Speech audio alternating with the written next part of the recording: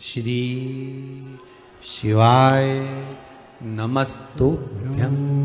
जो चतुर्थी का पूजन करने वाली होती हैं उनके भीतर का एक भाव होता है कि जैसे ही शाम का समय आए चंद्रदेव का पूजन करें, चंद्र जब प्रकट हो जाए, कलश भर लिया, उसके नीचे आखा दाना रख दिया, चावल गेहूं जो भी आप रखते हो पूजन के लिए, ऊपर पात्र आदि रख दिया जलाशय, फिर अपन ने घी का दिया लगाकर पूजन भी कर ली। तो जो चतुर्थी का पूजन करने वाली होती है, जो चतुर्थी का नियम व्रत धारण करने वाली होती है, बड़ी बड़ी चतुर्थियां करती हैं या उसका नियम धारण करती हैं, तो चतुर्थी का जो पूजन करती है वो किस चीज के लिए होता है? केवल संतान, पुत्र, परिवार, हमारा कुटुंब, हम जिस कुल में हैं, हमारा कुल वैभव की ओर बढ़े, संपदा की ओर बढ़े और उसकी आयु बढ़े,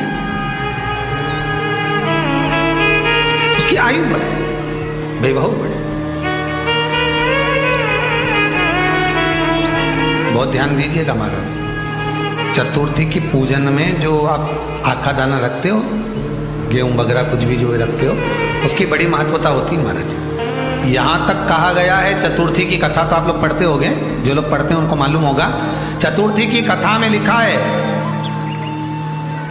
चौथ माता के व्रत में वर्णन किया गया है कि वो आखा दाना जो रखा जाता है, मान लो कोई जरूरी काम होता है तभी आखा दाना को रखा जाता है, संभाल के रखते हैं कि हम इस काम के लिए जा रहे हैं और हमारा ये कार्य सफल होना चाहिए।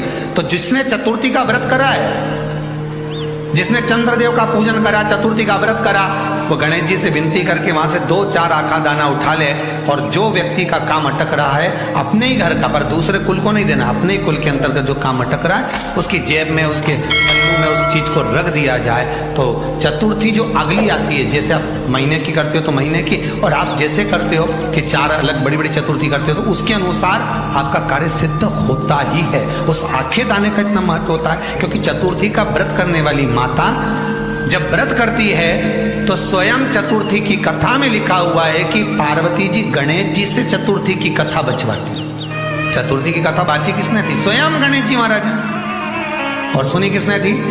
माता पार्वती। बाचने वाले गणेश जी थे, सुनने वाली माता पार्वती थी। तो चतुर्थी की कथा जब होती है तो उसको स्वयं गणेश जी बाच रहे हैं। तो व्रत कौन सुन रही है? माता पार्वती। और आपने जो आखा दाना लिया वो गणेश जी के भाव से लिया, गणेश जी से निवेदन करके, विनय करके, प्रार्थना कर उसको प्राप्त किया।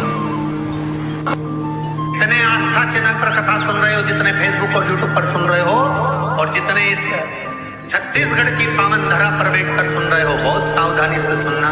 एक छोटा सा कपूर का टुकड़ा जब आरती में जलाया जाता है तो ये कपूर क्यों जलाते हैं? इस कपूर का महत्व क्या है? इस कपूर का कारण क्या है? ये कपूर है कौन जिसको हम आरती में जला? क्या जरूरत है इस कपूर को आरती में जलाने की? क्या जरूरत है इसको यज्ञशाला में जलाने की? क्या जरूरत है इस कपूर को पूजन में जलाने की? स्वयं गुरु बाबा कहते हैं, यदि कोई आरती में, पूजन में, घर में एक कपूर का टुकड़ा आरती के बाद में जब समर्पित करेगा तो उसको अश्वमेध यज्ञ का पुण्य प्राप्त हो जाएगा। अश्वमेध यज्ञ के पुण्य को पाने के लिए कपूर का टुकड़ा आज भी आरती में जलाया जाएगा। एक कपूर का टुकड़ा सुख का, इसीलिए हमारे यहाँ शास्त्र कहता है महाराज, सुंदर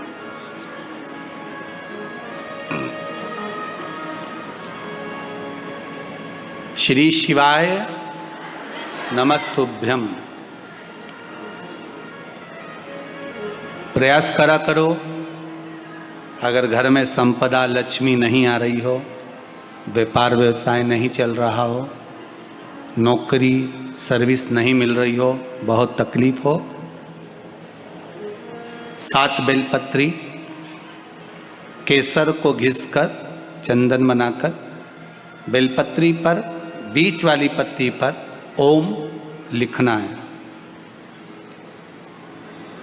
दोनों पत्तियों पर भी एक आद्यशक्ति जगदम्बा के नाम की केसर की बिंदी लगाना है, दूसरे में श्री गणेश रिद्धि सिद्धि के नाम की बिंदी लगाना है।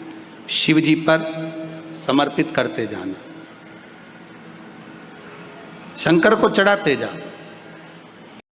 भगवान गणेश जी महाराज को जो दूबा आप लोग समर्पित करते हैं उसको मोली से बांधकर कभी नहीं चढ़ाएंगे, मोली से धागे से बांधकर नहीं चढ़ाएंगे। दूबा से ही उसको लपेट दीजिए, दूबा से ही उसको बांधिए और प्रयास करा करो कि दुर्बा जहां गणेश जी का दांत टूटा है उसी ओर गणेश जी को समर्पित करिएगा। दुर्बा का क्रम है। मनोकामना प्राप्ति के लिए 21 दुर्बा, वंश वृद्धि के लिए 11 दुर्बा, कार्य सिद्धि के लिए 7 दुर्बा और अच्छे एग्जाम में पास होने के लिए 5 दुर्बा का प्रमाण शुभ